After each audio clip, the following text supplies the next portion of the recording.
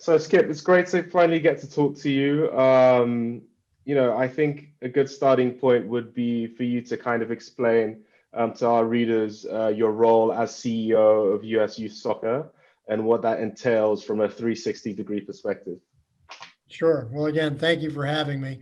My role here at U.S. Youth Soccer, we are the largest youth sport organization in the country. We register up to about 3 million players, from the very competitive to those that are just looking to have fun. We do it through 55 state associations. They have the boots on the grounds in each of our states. Some states have two. But primarily, we look at the programming platforms for everything from recreational soccer, where again, the kids are just having fun, through our ODP program, which, in the past, especially, you see all the gray hair, but I came through ODP, which was really the only pipeline way back when to be able to get into the professional or national team circles. Today it is still an elite developmental pipeline trying to support players' growth both off and on the field of play. And then we have our national championships, President's Cup, all of the other programming that pretty much every sport has for their players, coaches, referees, parents, the constituent set, if you will. Mm. Now that's very extensive. That seems like you do a lot of youth development. I guess my next question would be, is what does your role mean to you, and what do you hope to achieve in your role? It's having spent most of my career within the Olympic movement, with some really great national governing bodies, with some incredible sports, incredible people. Those were very fulfilling. It gave me, a lot of background in some of the core business disciplines that, I have today. But growing up a player, coming up through high school, playing in college, playing in the old NASL, being able to wear, my country's emblem on a jersey, those are the things that connect you to the sport. And so having this opportunity last January to step in, enables me to be able to ensure that tomorrow's player, takes the game to a different level in this country. And for me, one of the first things that we did was to change the vision of U.S. youth soccer to where it is today, which is bringing communities together through the power of soccer, making lifelong fans of the game. And as I look at my role, for those kids that go on in their elite pathway and they win national championships, congratulations, great for them. But the reality of success for me are for the kids that are playing now and in 20 years are still connected to the game. They might be a parent where their kids are playing. They might be a coach, a ref, or just a fan where they're wearing the jerseys of their favorite team. They're cheering them on TV. They go buy tickets. That to me is the success of a really good youth sport organization, which is to instill that love for a sport that perpetuates through your entire life. And so that to me is what defines success. That's amazing. I think you touched on it just now, as a former college and pro soccer player, I guess, what would you say are some of the biggest challenges in youth soccer in the US today? Yeah, the biggest challenge right now is trying to develop a level of, I guess you want to say, consistency. The youth sport, not just in soccer, but a lot of youth sport is fractionalized. You have different lanes. U.S. Youth is one of the sanctioning bodies in this country. And everybody puts their hands up and says, well, our program is the best. Or, if you really want a college scholarship, or if you really want to play professionally, we're going to do it over here. The bottom line is that if you have a good program, you want the kids to succeed as far as they can go. And the impetus should really be on the kids deciding where their paths are going to be versus the adults telling them. I go back to years ago before I even got here. I was at a summer cocktail party out on a lawn in Connecticut. And one of the moms found out about my playing background, came up to me and said, that's my son running across the grass. And he was 8 years old. And she says, what do you think? Can he be a pro soccer player? And you just want to look at her and say, you and 100 million parents around the world need to allow their kids to grow and develop their own passion points. You, by wanting them to be a pro, not going to make it. If the kid truly has what it takes inside them, they're going to navigate that path to get them to where they need to be seen, regardless of what all the adults do. We try to make it really easy for the kids. The kids are the ones that carry the burden of actually getting there. I think, again, I think that also feeds into our the next question, this aspect or subject of talent management and development. It can be a very difficult thing. How do you work with schools, grassroots agencies and clubs to help improve this? When it comes to like coaching education, that we kind of leave to our friends at US Soccer. They have all the licensing from, the lowest levels up through the A licensed coaches. We can provide support, and we like to really support those coaches that are at the very front of the pipeline. These are those volunteers, the parents who, said, they put their kids out there, and someone says, oh my gosh, we don't have a coach. Who wants to do it? Oh, you didn't put your hand up. You're the coach, and they may not have played soccer. And so we need to be able to help them figure out in really quick sound bites or video bites or whatever it might be, when they get out onto the field of play, how can they make it fun? Because at the end of the day, there are a number of 6, 7, 8-year-olds whose very first experience with the game are through volunteer coaches. They're not going to be the licensed coaches, the professionals that the elite clubs today have. And so realistically, if we do a strong enough job down at that level, then if the kids stick with it and they move through the pipeline, by the time they get to those clubs that have the professional teams, the staff to be able to take the kids and hopefully get them to the next level, the kids will be there. So, our job is to really support and enhance, as we do either from a national level through our state associations, is to provide a resource. So again, anybody, any of our constituents can come to us and be pointed in the right direction. No, that's great. That's great.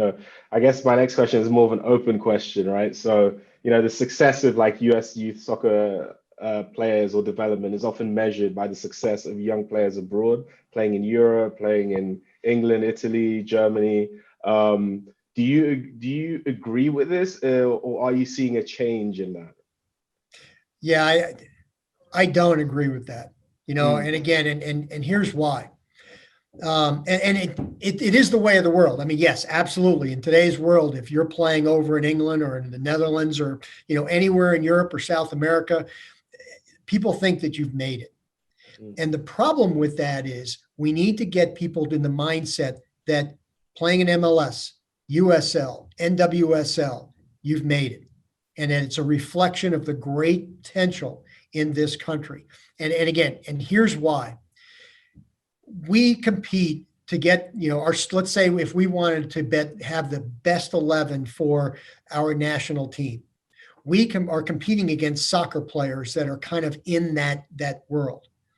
The problem is in this country, so many great athletes may not choose soccer. They're going to go and they're going to look for a path to the NBA, Major League Baseball, the NFL, the NHL, where in many countries, in Europe, soccer is it. If you're not, if you really are a world-class athlete, you're going to go play soccer. There are other, if I use my background, certainly if you're a Roger Federer, Rafa Nadal, you're going to be one of the top 5 tennis players in the world. Sure, there's a draw. But what we want to be able to do is if we can get people to think making it in the United States is a reflection of how great the sport is in this country, then we've integrated the social fabric of this country with the sport.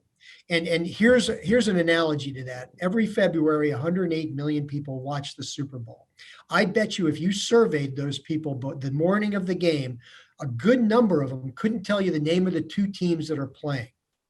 But they're there because it's the Super Bowl. And everybody just, they're going to watch the game. Well, in this country, we had 14 million watch the Women's World Cup, 12 million watch the men, and a few million less watch MLS Cup.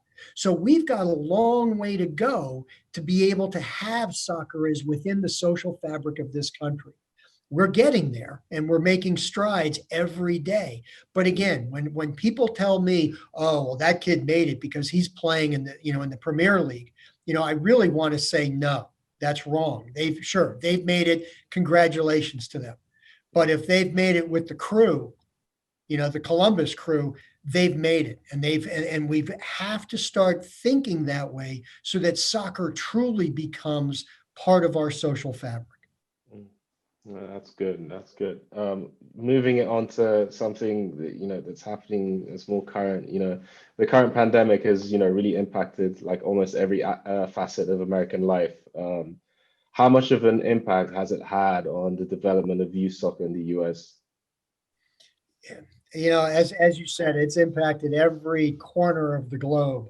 Although the globe is round, last time I checked, but it basically brought soccer to a stop. There are some states that are still playing. There are some states that can't play.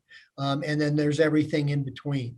And so it has, it's kind of pushed the pause button, and which makes it really hard today. If you're a kid that's a junior in high school, knowing that you're not playing soccer, knowing that you're not going to be in front of those college coaches, the stress that you're now under as to how am I going to fulfill my dreams that I've had since I was 8 years old to be able to play for a Division I school. And so we're trying to help pick up those pieces, and it's not putting us at any disadvantage because everybody's in the same boat. It's not like the kids from Florida are at a distinct disadvantage from the kids from Spain or, New York from South America. It's everybody's in it. So the reality is, what are the kids doing to try to stay not in game shape, but just stay connected to the sport? And sure, and I know an awful lot of clubs and a lot of the teams and coaches are doing great things online, to give their kids drills if they can't come together as a unit, or if they can, whether it's 5, 7, 9, whatever the numbers are, to be able to have some cohesive unit. And at the end of the day, it's going to go back to the heart. If the kids have a love for the game, the minute the light is green and everybody can play, we're going to be right back at it. But for right now, it's doing the best you can, taking advantage of what is offered to you, and finding ways to be able to stay connected to the game. How has your association, your corporation reshaped things like youth leagues and competitions as a result of the pandemic? Because I know, they've been, like you said, a lot of cancellations, a lot of stops, a lot of starts, a lot of stop-starts. How is USYS really like reshaping how, the youth leagues and competitions? We have, from our national championships and President's Cup championships, through our National League and the 13 conferences that go with that. When you think of elite soccer, today you think of travel. And even just as the pandemic and early in my tenure, I started in January, so I had all of, I think, 6 weeks before, the alarm started ringing. But I was talking to a coach, even as the pandemic was starting to inch its way into our country, that was saying, it is kind of silly. And this coach was from Northern Georgia playing a league match against a Southern Carolina team in Tampa. And they said, and we often drive past areas where we know there are really good teams, but because we're in different sanctioned bodies, we don't meet. And so I think, if anything, we're going to be very cognizant of that travel aspect, and can we look at ways of being able to reshape that league play, at least for the time being. And I've had conversations with some coaches. Well, we need, whatever it might be, 9, 10 games to be able to play a season. And we have to be able to travel because we don't have that many opponents within a 30-minute drive time. And the question I threw back was, well, then play each team twice. And the response was, oh, no, we can't. We have to be able to play, 10 different teams. Well, if you play a team twice, that gets into the mental tactical ability to reshape how you played a team and how can you change your approach to that match, knowing what the other side is going to be throwing at you. And so again, it's sort of, we have to sometimes release everything we thought was correct from last fall, or fall of 2019, and say, okay, it's a new paradigm. How are we going to move forward, and what's it going to look like? And I think that's going to be, kind of on all of us. And some things will work, some things won't, but we just have to give it a shot. I guess, like, another question is, speaking about parents and players and how they found it very difficult to just practice or even play soccer during this pandemic. How do we go about keeping soccer relevant for parents and for players during this pandemic? You hate to answer a question with a question, but we can say the same thing as, how do you keep schoolwork relevant? And again, when you think of a kid going to school, sure, it's classwork, it's study, it's preparation, but it's also so much more than that. It's the dynamic of group movement, of being able to be with your friends, the social impact of it, and that is the sort of the microcosm of what soccer presents. Sure, as a player, you go out onto the field and you have skills, whether it's your technical ability, your tactical, abilities, you demonstrate that out on the field of play. But we all know that sports also makes you who you are from a characteristical standpoint, being able to work with others, being able to follow the guidelines of your coaches, being able to take a setback and come around and come back stronger and better. So all of the things that we as as professionals in the work world, a lot of the attributes that we carry into the boardroom, we learned out on the soccer field. And so from that relevancy standpoint, when you can't get there, how can you do so? Well, some teams are helping by their coaches are staying connected digitally and walking the kids through it and saying, go out back and play. And again, I remember growing up when there were days where there was nobody around, we didn't have a practice, I'd still go out to the backyard and I would just practice on my own. And it wasn't because I had a coach telling me, or I had to check the charts. It's because I love the game. I just wanted to play. I wanted to kick, I wanted to do something with the ball. I could care less who watched me, but I knew I wanted to get better so that when I walked out onto the field to play, I was ready to go. For a good chunk of players in this country or around the world, they're going to follow that. There are a lot of kids that are playing for fun that some people fear that if they don't have that regular, connection to the field and to the game, they might walk away. Well, you know what? That's the risk. But if that comes in and we all get the green light, if that kid goes and now is playing baseball, good for that kid. From my perspective, health and wellness, you want to be a healthy, and have a health and wellness focus on life, no matter what it is. But there'll also be a lot of baseball players and football players that may say, you know what? I never tried soccer. Now that we're coming back, I'm going to give it a go. So at the end of the day, we shouldn't be so concerned about one individual's decision on what sport they're going to be playing. We should be concerned that when whoever it is that comes back to the sport, we're ready for them and we're going to help them get where they want to go. Staying on that point of, technology, how important a role do you think it plays in developing and connecting, youth coaching and player networks? Clearly I'm not a teenager, and so my approach to technology is vastly different than, the kids of today. And so, as much as they're on and they're either, looking at TikTok or Instagram or, whatever the media app is of the day, that is how sometimes they're defining themselves. And so realistically, the coaches and the teams that can take advantage of that to be able to provide that support for the sport in a language that the player identifies with helps keep that connection intact. Mm. It's the same. If you had two kids and one kid was a media savvy person that knew everything, and you handed them the phone and said, go play.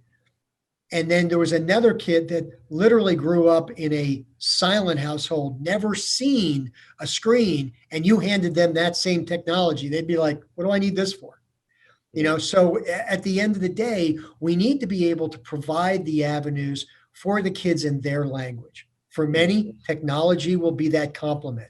For others, they don't use technology. And so therefore there has to be other ways. And I go back to, if they got it inside them, or if their parents have it inside them, they'll figure out ways to be able to put a ball at the feet, or in my case, in their hands. Mm. Now that's interesting, because then it also kind of leads into another question of how platforms like Sportsed TV can offer better solutions for those kids, or for coaching. And I'd like to kind of get your thoughts on that. Again, it's, I don't think there's a magical solution. I think it's every platform has the capability to tell a story, and to manage expectations.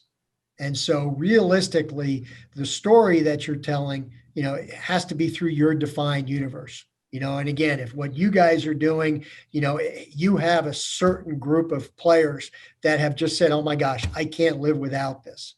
Well, there's your story, there's your message, and if you do it well, keep it going.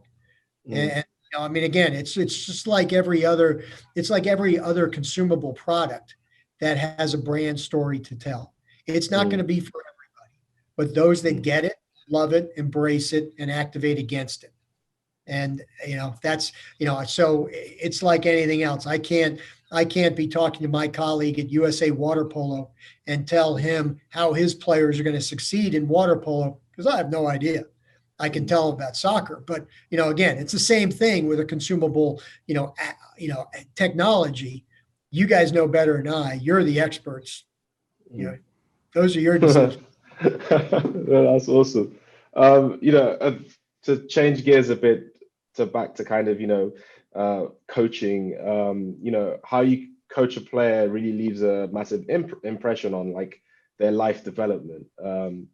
Would you say there are any like key fundamentals for success, and can you share them with us? There's a question I used to ask players, and of any age, who is your favorite coach? And I don't think I've ever met a player that didn't instantly give me a name. And then you start to drill down and say, what was different about that coach? And what most of the time, it's the coach that not only helped you succeed on the field, but more importantly, helped you to become a better person. And for me, I could go two. I could go with a guy, George Seymour from New Jersey, my high school coach, John King.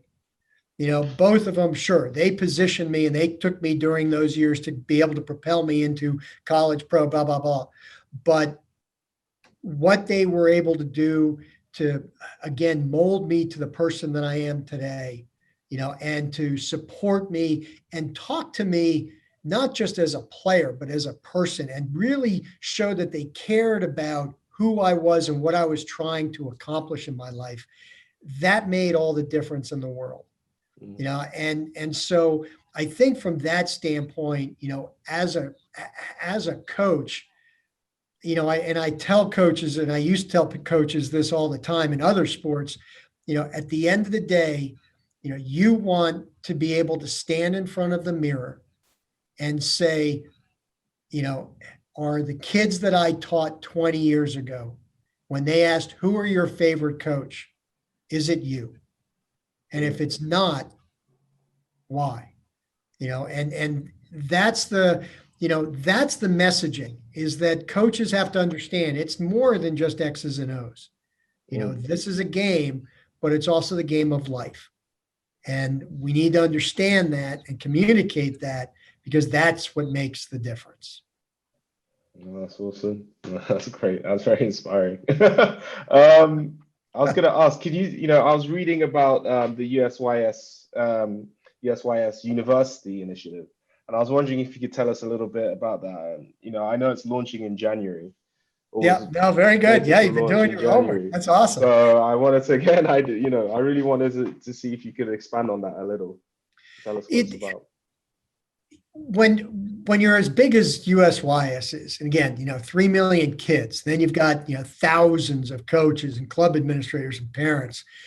One of the things that brings communities together, as our vision says, the power of soccer.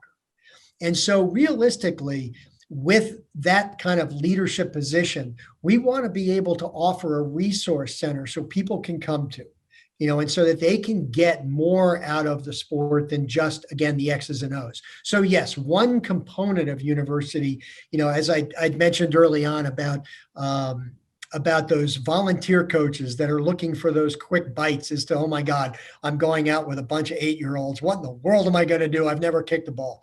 Um, how can they be able to show that the kids that, they can do something and have fun? Mm, But the reality is we want to be able to look at the holistic approach to training. And so three of the partners that we're going to launch with, one is all about character development. How again can you not just be a great person on the field of play from a soccer perspective, but when you step off the field, how are you a great person in your community and as you grow up in class and in a professional environment? And it's all character development and what the sport gives you to be able to run. The second part is musculoskeletal wellness. And it's if you get hurt, you go to a doctor, you get into a physical therapy plan, and you come back to it. But also with the demands that we're placing on kids today and the amount of activity that they're playing, are we providing them with enough information to be able to recognize for themselves what those telltale signs are where maybe I need to slow it down a little bit because something's going on with my right knee? Or, and if there is a problem, what can I expect? The more you know about things, the quicker you are to embrace the diagnosis from your doctor, be able to accommodate those needs, and get back out onto the field of play. And then the third aspect, which has been an important staple for me for years, and I think is even more critical and probably one of the more critical elements that we could go with, is mental health.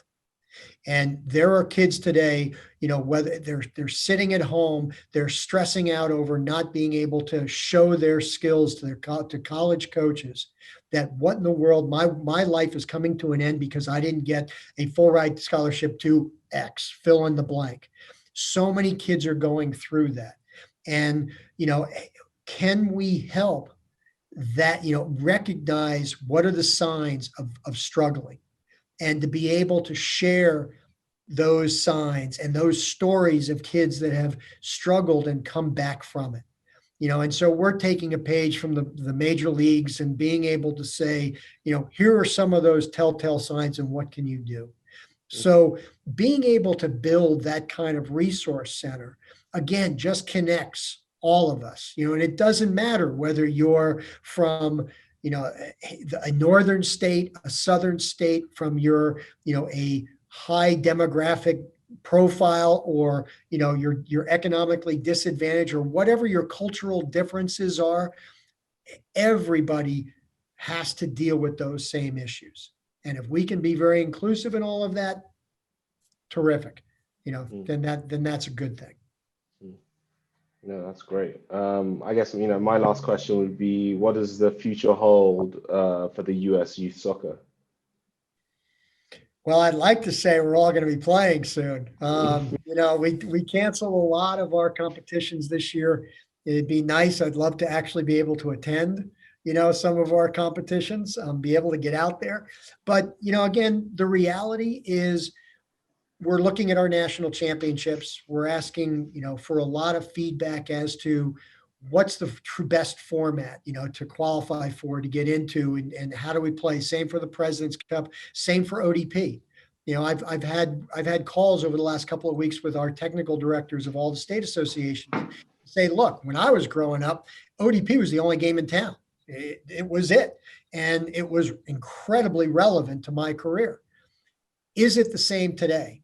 And I say this to staff about everything we do. If we were building USYS today for tomorrow's player, would it look exactly like what it is right now? And if the answer is yes, great, let's continue to support it. If the answer is no, why and how do we change it? So we're evaluating everything we do. And I'll give you one example. The recreational side of the house, as they say, the base of the pyramid, and I'm big for build the base, grow the sport. Well, one of the things I hate in this sport is the term recreational soccer. And it's because so many people precede that word with the word just. He's just a rec player. She's just a rec player. And that puts a diffusing and a depressing mindset for the kid, because they know, well, if I'm only a rec player, or if I'm just a rec player and I'm not on the elite team, I'm no good.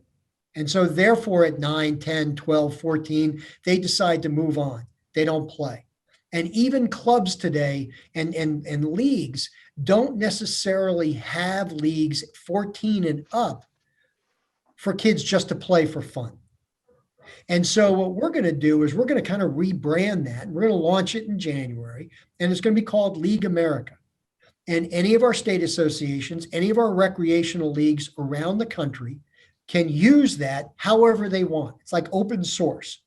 And so the reality is, if the kids think that they're part of something bigger, I'm just a rec player, and this kid says, I play for League America. Well, League America ultimately could be the largest soccer league on the planet, because of the 3 million kids that play, a small percentage of them are at that elite level. Everybody else is playing at the recreational level. And if they all say, hey, I'm part of League America, it feels like they're a part of something. And it gives that meaning. And so it's exciting. And I like to also say it's the official pipeline to collegiate club soccer. You're not going to be a D1 player if you go through League America your entire career without going into the elite platform. But if you just want to play for fun, you should be able to play in that environment right up until you go to college. And many colleges have club soccer programs. So if you don't have a left leg, if you don't necessarily have the understanding of what a give and go is, you can still have fun and go out and play and share your love for the game. And ultimately, it comes back to what we talked about at the top of the show, which was, we want kids to be fans for life. And if we can set it up so that they get there, then we've done our jobs. And then that is where we'll be successful. No, that's wonderful. That's wonderful. Thank you, Skip. I don't have any more questions. This has been actually very eye-opening, inspirational for me. As the head of soccer for Sports Ed TV, and especially with the last statement you made, there's definitely a lot of things that align with how we're trying to build each one of our brands across all the sports that we offer. It's more than just playing the game. It's at every level, whether you're super highly competitive or you're just doing it for fun. You still want to create that, build that fandom, that enjoyment, that involvement in the sport. And I actually think the League of America idea is actually a brilliant idea, especially for rec leagues, because like you said, there are so many people that play uncompetitive, and they don't want to be competitive, but they still love the game. And a league format or competitive format is always still a very important aspect of soccer, whether you're doing it whether you're doing it officially or unofficially. So yeah, that's super inspiring, and thank you so much for taking the time to talk with us. Absolutely, my pleasure. Thank you.